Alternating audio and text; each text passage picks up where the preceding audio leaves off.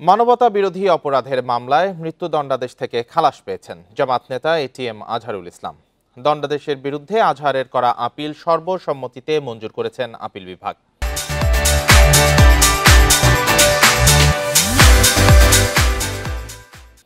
এই মামলায় আজহারুলকে মৃত্যুদণ্ড দিয়ে আন্তর্জাতিক অপরাধ ট্রাইব্যুনালের রায় এবং মৃত্যুদণ্ড বহাল রেখে আপিল বিভাগের আগের রায় বাতিল ঘোষণা করা হয়েছে। অন্য কোনো মামলা না থাকলে এটিএম আজহারুল ইসলামকে অবিলম্বে মুক্তির নির্দেশ দিয়েছেন আদালত। গত ২৬ ফেব্রুয়ারি আজহারের রিভিউ মঞ্জুর করে আপিলের অনুমতি দেন সুপ্রিম কোর্টের আপিল বিভাগ। মানবতা বিরোধী অপরাধের মামলায় ২০১৪ সালে ৩০ ডিসেম্বর এটিএম আজহারকে মৃত্যুদণ্ড দেয় আন্তর্জাতিক অপরাধ ট্রাইব্যুনাল।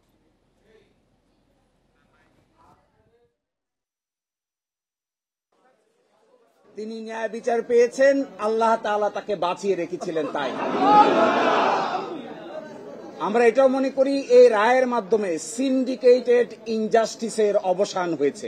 অতীতের রায়ে বাংলাদেশ সহ এই ভারতীয় সাবকন্টিনেন্টের ক্রিমিনাল বিচার ব্যবস্থার পদ্ধতি চেঞ্জ করে দেওয়া হয়েছিল। এটা ছিল সবচাইতে বড় ভুল। আদালতের সামনে উপস্থাপিত সাক্ষ্য প্রমাণ অ্যাসেসমেন্ট করা ছাড়াই জনাব এটিএম আজহারুল ইসলাম সাহেবকে ফাঁসি দেওয়া হয়েছিল। এ বিষয়ে আরো জানাতে হাইকোর্ট চত্বর থেকে আমাদের সাথে যোগ দিয়েছেন সহকর্মী জাহিদুল বাশার। জাহিদুল বাশার, এর আগেও তো আপিল করা হয়েছিল যেখানে এটিএম আজহারুল ইসলামের মৃত্যুদণ্ড বহাল ছিল, তো এবার আসলে কোন গ্রাউন্ডে তাকে খালাস দেওয়া হলো?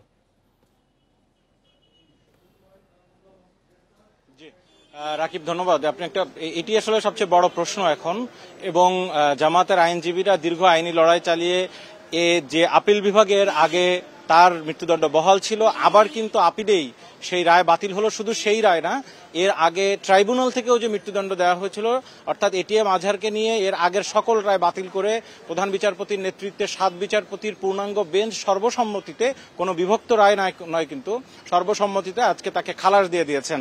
আপনি যে প্রশ্ন করেছিলেন, দেখুন, আন্তর্জাতিক অপরাধ ট্রাইব্যুনাল থেকে এখন পর্যন্ত যে সমস্ত মৃত্যুদণ্ড দেওয়া হয়েছিল বিগত দিনে এবং কার্যকরও হয়েছে অনেকের, সকল মামলার ভিতরে এটি প্রথম কোনো মামলা যেটি রিভিউ থেকে আবার পুনরায় অ্যাপিলে টার্ন নিয়েছে।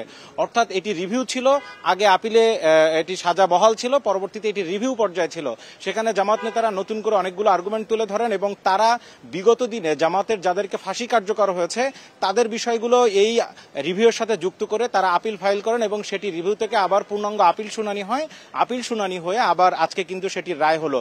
যে রায়টি পূর্বে বহাল ছিল ২০১৯ সালে, সেই রায়টি দিয়েছিলেন কিন্তু তৎকালীন প্রধান বিচারপতি সৈয়দ মাহমুদ হোসেনের নেতৃত্বে যে আপিল বেঞ্চ ছিল তারা।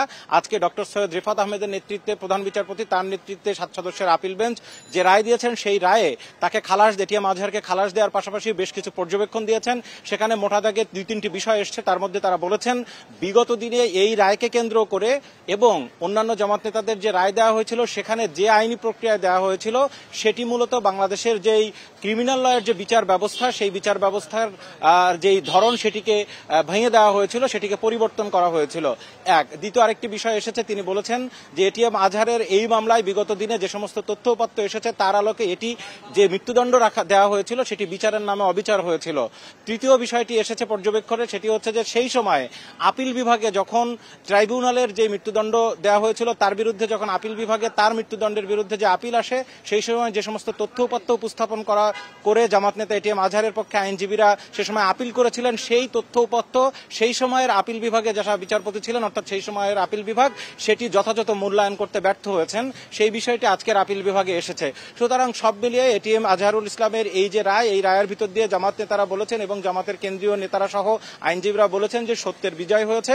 এবং আরেকটি বিষয় কিছুক্ষণ আগে যেমনটা শোনানো হচ্ছিল, আমরা মিডিয়াতে যেটা দেখছিলাম, যে সেখানেও কিন্তু এটিএম আজহারের যারা আইনজীবী ছিলেন তারাও বলছেন যে মূলত এটি তার ভাগ্য যে তিনি বেঁচে আছেন এখন পর্যন্ত, যার কারণে ৫ আগস্টে সরকার পরিবর্তনের পর আজকে তিনি পুনরায় আবার জীবন ফিরে পেলেন। এটি ছিল তার আইনজীবী এবং তার দলের যারা কেন্দ্রীয় নেতা। আদালত চত্বর থেকে জানাচ্ছিলেন সহকর্মী জাহিদুল বাশার।